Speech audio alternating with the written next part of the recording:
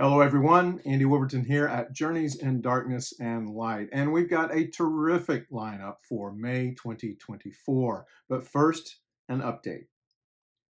Secret Beyond the Door, originally scheduled for an April release from Kino Lorber, has been moved to May the 7th, so just a bit of a delay.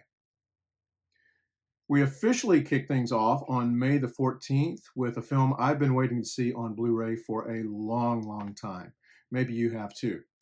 It comes to us from Warner Archive, Act of Violence from 1948, directed by Fred Zinnemann, and featuring a great cast, including Van Heflin, Robert Ryan, Janet Leigh, Mary Astor, and one of my favorite character actors. I'll get to him in just a moment. World War II hero Frank Inley, played by Van Heflin, is a well-respected man in Santa Lisa, California, and he's got everything going for him. A wonderful wife, played by Janet Leigh, and an adorable little boy. But when Frank discovers that one of his war buddies, named Joe Parkson, played by Robert Ryan, desperately wants to see him, Frank panics. No one knows why, but Frank's fear drives him deep into hiding. Act of Violence is actually two films in one. The first half is a dramatic thriller as Frank is on the run from Parkson, but the second half shows Frank escaping into a dark underworld filled with hitmen, shady lawyers, and prostitutes, all of whom want to help Frank and help themselves. Fred Zinnemann manages to pack an incredible amount of tension and suspense into just 82 minutes. The unease never lets up, and the performances are outstanding. Mary Astor is incredible as an aging prostitute, and Barry Kroger, one of the best film noir slimeball characters of all time, is unforgettable.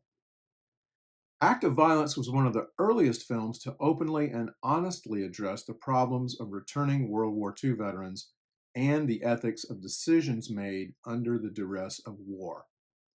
Don't miss this one. The Blu-ray is struck from a new 4K restoration and features an archival commentary by film historian Dr. Drew Casper and a featurette called Act of Violence: Dealing with the Devil. Act of Violence gets my highest recommendation. Also on May 14th from Warner Archive, The Man I Love from 1947, directed by Raoul Walsh. And if you like Raoul Walsh, you're going to see him again later in the show. Nightclub singer Petey Brown, played by Ida Lupino, gets homesick and decides to leave New York to visit her siblings in LA during Christmas. Okay, hang on. Petey's sister Sally, played by Andrea King, works to support her ex-soldier husband, John Ridgely, by working in a restaurant owned by the slimy Nikki Tereska, played by Robert Alda. And Tereska has a thing for Sally, which Petey clearly sees, so she lands herself a job singing at Tereska's club to keep an eye on things. Then Tereska starts thinking he owns Petey, and we're not just talking about her voice. Meanwhile, Petey falls for a washed-up jazz piano player named San, played by Bruce Bennett. And then I've only described about a third of the relationships going on in this film, which also includes a healthy, or maybe unhealthy, dose of musical numbers. So with so many characters and situations going on, I felt like I was trapped inside a pinball machine, and I suspect Lupino did as well. She reportedly fainted from exhaustion during the making of the film. The Man I Love is heavy on melodrama and light on film noir, but if you're okay with that, you're probably going to have a good time with it. But if you find yourself fainting from exhaustion, you're in good company. Ida will understand. And we're not done with May 14th. Criterion is giving a landmark film separate releases in Blu-ray and 4K. I'm talking about Michael Powell's Peeping Tom from 1960. A young man named Mark, played by Carl Boehm, works as a focus puller at a London movie studio. He also stalks the city as a serial killer, who films his victims as he murders them. That element of voyeurism was not popular with audiences upon the film's release in 1960. In fact, Peeping Tom ended Powell's career, at least in England, while the other big film that year, Psycho, provided Hitchcock with what many consider the crowning achievement of his later career.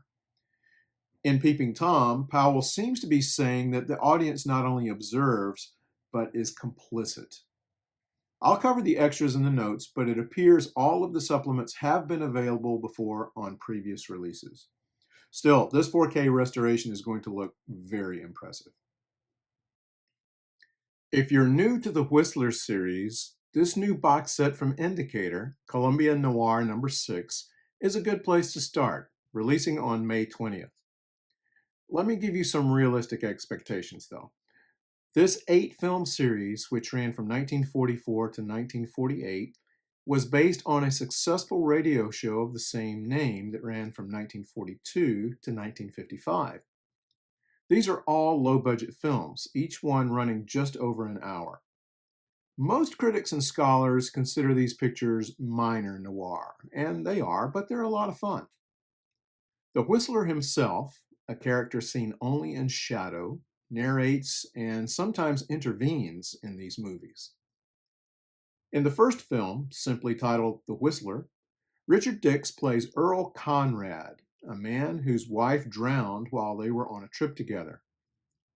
Overwhelmed by guilt and depression, Conrad has had enough of life and hires a hitman to kill him at the hitman's leisure.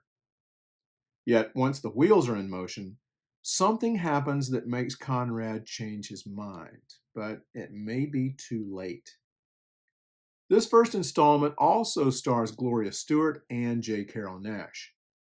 Dix appears in each film except the last one, but he never plays the same character twice. The set includes several extras, which I'll link to in the notes.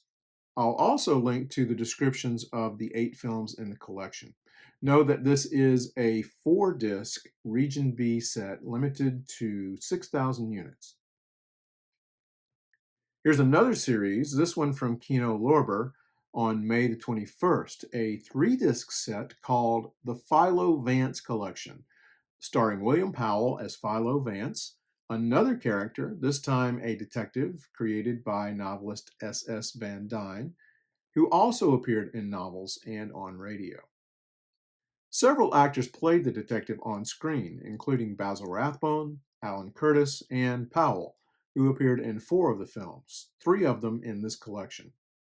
Now, Pho Vance isn't really what you'd call a noir detective. He's pretentious and a bit of a snob, but the films contain some noir elements. The set includes The Canary Murder Case, The Green Murder Case, both 1929, both with new 4K restorations, and The Benson Murder Case from 1930, a 2K restoration. Now, you can find all of these online, but they won't be restored, and they also won't include the commentaries by Kim Newman, Barry Forshaw, and Jason A. Nye. Here's Raoul Walsh coming your way again on May the 28th from Kino Lorber with Pursued from 1947, perhaps one of the darkest of the Western noir films, starring Robert Mitchum and Teresa Wright.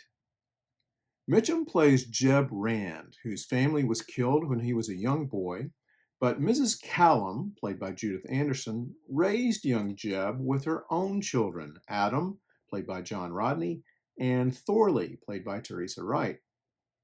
Now, as an adult, Jeb still has vague memories of that awful night his parents were killed, but he can't put all the pieces together or shake his constant sense of dread. Much of the tale is told in flashback, and it's a tremendous look at the desperation and anxiety of a protagonist in a Western setting. I'll have a longer review of the film in an upcoming publication, so stay tuned. The disc is printed from a new 4K restoration by Paramount and includes a new audio commentary from Imogen Sarah Smith and an archival introduction by Martin Scorsese.